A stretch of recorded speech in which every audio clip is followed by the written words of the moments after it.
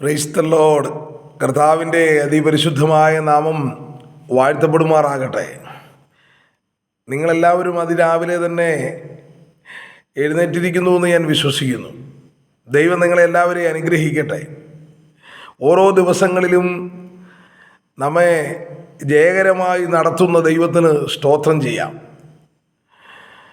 ആ പാട്ടുകാരൻ ഇങ്ങനെ പാടി, ഉഷകാലം നാം എഴുന്നേൽക്കുക പരനേശുവേ സ്തുതിപ്പാൻ.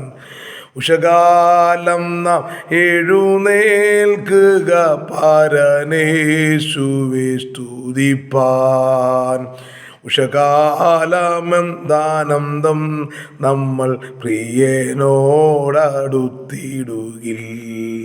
ഉഷകാലമെന്താനന്ദം നമ്മൾ പ്രിയനോടടുത്തിടുകിൽ.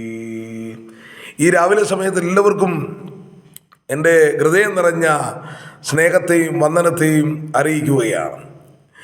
ജീവിതത്തിൽ തലമുറകളെ ഓർത്ത് ഭാരപ്പെടുന്ന ഒരുപാട് ദൈവമക്കൾ, ഒരുപാട് കുടുംബങ്ങളുണ്ട്.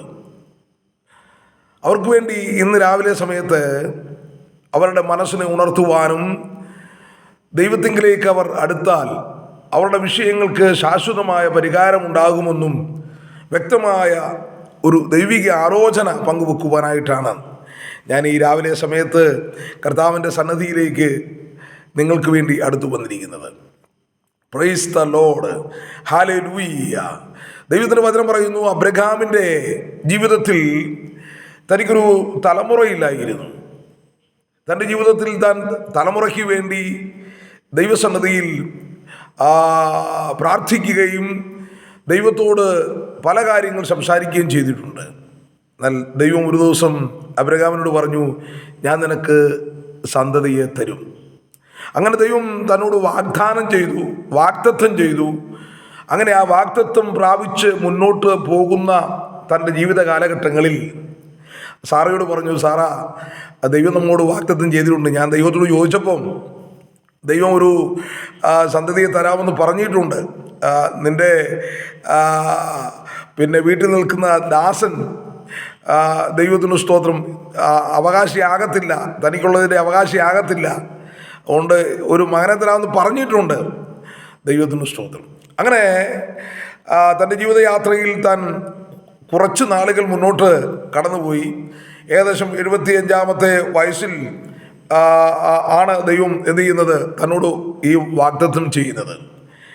എന്നാൽ 84 വയസ്സുവരെ ആയിട്ടും ഈ വാഗ്ദത്തത്തിലേക്ക് തനിക്ക് എത്തപ്പെടുവാൻ കഴിയുന്നില്ല. അപ്പോഴത്തേനും സാറായി പറഞ്ഞു, ദൈവം പറഞ്ഞിട്ട് ഇതുവരെ ഒന്നും കാര്യങ്ങളൊന്നും നടന്നില്ല. അതുകൊണ്ട് എൻ്റെ മിസ്രൈമ്യ ദാസിയായ ഗാഗാറിനെ ഞാൻ എന്ത് ചെയ്യാം, നിനക്ക് ഭാര്യയായി തരാം. എനിക്ക് വേണ്ടി അവൾ മക്കളെ പ്രസവിക്കട്ടെ. നല്ലൊരു ഐഡിയ ആണ്. അപ്പം അബ്രഹാം പറഞ്ഞു, എന്നാൽ ആയിക്കോട്ടെ, കുഴപ്പമൊന്നുമില്ല. ദൈവത്തിന് സ്തോത്രം. അബ്രഹാം സമ്മതിച്ചു. ഭാര്യ സാറായി തൻ്റെ ദാസിയായ ഗാഗാറിനെ അബ്രഹാമിൻ്റെ അടുക്കൽ എത്തിച്ചു. ദൈവിക വാഗ്ദത്തങ്ങൾ എത്തിപ്പിടിക്കുവാൻ സമയമായപ്പോൾ ഇതാ ദൈവിക വാഗ്ദത്തങ്ങളെ അവിശ്വസിച്ചുകൊണ്ട് തൻ്റെ ജീവിതത്തിൽ ദൈവത്തിന് സ്തോത്രം രണ്ടുപേരുടെയും ഭാഗത്ത് തെറ്റ് ഉണ്ട്. ഒന്ന്, സാറ വന്ന് ഈ കാര്യം പറയുമ്പോൾ അബ്രഹാമിന് പറയാമായിരുന്നു, എടി അതങ്ങനെയല്ല, ദൈവം നമ്മളോട് പറഞ്ഞിരിക്കുന്ന പോലെ തന്നെ കാര്യങ്ങൾ എന്തു ചെയ്യും, നടക്കും. നമുക്ക് അല്പം കൂടെ ഒന്ന് വെയിറ്റ് ചെയ്യാം. പ്രിയപ്പെട്ടവരെ, എൻ്റെ ലെത്താറായി എന്ന് പറഞ്ഞാൽ ആ ദൈവം പറഞ്ഞ വാഗ്ദത്തത്തിൻ്റെ കൈ ഇങ്ങനെ നീട്ടിയാൽ എത്തിപ്പിടിക്കുന്ന തലത്തിലേക്കാണ് വന്നെത്തിയിരിക്കുന്നത്. അപ്പോഴാണ് കൊണ്ട് എന്ത് ചെയ്യുന്നത്, നമ്മൾ കാരണവന്മാർ പറയില്ല, മുറ്റത്ത് കൊണ്ടുപോയി കുടം ഉടച്ചെന്ന് പറയുന്നത് പോലെ ഈ സാറ എന്ത് ചെയ്തു, ഹാഗറിനെ കൊടുത്തപ്പോൾ അതിനെ സ്വീകരിക്കാൻ അബ്രഹാം തയ്യാറാകുകയാണ്. ഒന്ന്, സ്വീകരിക്കാൻ പാടില്ലായിരുന്നു.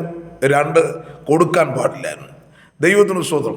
സാറ അത് ചെയ്യാൻ പാടില്ലായിരുന്നു. അബ്രഹാം അത് സ്വീകരിപ്പാനോ അല്ലെങ്കിൽ സമ്മതിക്കുകയോ ചെയ്യാൻ പാടില്ലായിരുന്നു. അപ്പം അങ്ങനെ ഗാഗാറിലൊരു സന്തതി ജനിച്ചു. അവൻ്റെ പേര് ഇസ്മായേൽ എന്നാണ്. ഏകദേശം 86 വയസ്സിലാണ്. ഉൽപ്പത്തി പുസ്തകത്തിൽ 16 വാക്യം നമ്മൾ വായിക്കുമ്പോൾ നമുക്ക് കാണുവാൻ കഴിയുന്ന ഗാഗാർ അബ്രഹാമിന് ഇസ്മായേലിനെ പ്രസവിച്ചപ്പോൾ അബ്രഹാമിന് 86 വയസ്സായിരുന്നു. ദൈവത്തിന് 86 വയസ്സായിരുന്നു. കണ്ടോ? അപ്പോൾ 86 വയസ്സിൽ അബ്രഹാമിന് ഗാഗാറിൽ ഇസ്മായിൽ ജനിക്കുകയാണ്. തുടർന്ന് മുന്നോട്ട് പോകുമ്പോൾ അടുത്ത വാക്യം പറയുന്നത് 21 അധ്യായത്തിൻ്റെ 5 വാക്യം, തൻ്റെ മകനായ ഇസഹാക്ക് ജനിച്ചപ്പോൾ അബ്രഹാമിന് 100 വയസ്സായിരുന്നു. അതാ, അബ്രഹാമിൻ്റെ ഭാര്യ സാറായിൽ ഇസഹാക്ക് ജനിക്കുമ്പോൾ അബ്രഹാമിന് 100 വയസ്സായിരുന്നു. അപ്പോൾ ഏകദേശം ഒരു 14 വർഷത്തെ ഇടവേളയ്ക്ക് ശേഷം എന്ത് ചെയ്യാണ്? ഈ 14 വർഷം അവർ അബ്രഹാം, സാറായി, ഗാഗാറ്, ഇസ്മായേൽ ഇവർ വളരെ ഹാപ്പിയായിരുന്നു. വളരെ സന്തോഷകരമായ അനുഭവമായിരുന്നു. കാരണം എന്നാണ്? കുഞ്ഞിനെ കാരണം ഇതുവരെ ദൈവം വാഗ്ദത്തം ചെയ്ത സന്തതിയെ കിട്ടാഞ്ഞതുകൊണ്ട് ഇത് മതി എന്നുള്ള നിലയിൽ മുന്നോട്ട് പോവുകയാണ്. അപ്പോഴാണ് ദൈവത്തിൻ്റെ സമയമായപ്പോൾ അബ്രഹാമിൻ്റെ മകനായ ഇസഹാക്ക് വാഗ്ദത്ത സന്തതി എന്ത് ചെയ്യുകയാണ്? ജനിക്കുകയാണ്. ദൈവത്തിന് സ്തോത്രം. ഇവിടെ ഒരു വലിയ വിഷയം ആരംഭിക്കുകയാണ്. അപ്പോൾ ഏകദേശം ഒരു 14 വയസ്സ് ബാലൻ എന്നാണ് പറഞ്ഞിരിക്കുന്നത്. കുഞ്ഞിനെ അവളെ എന്ത് ചെയ്തു?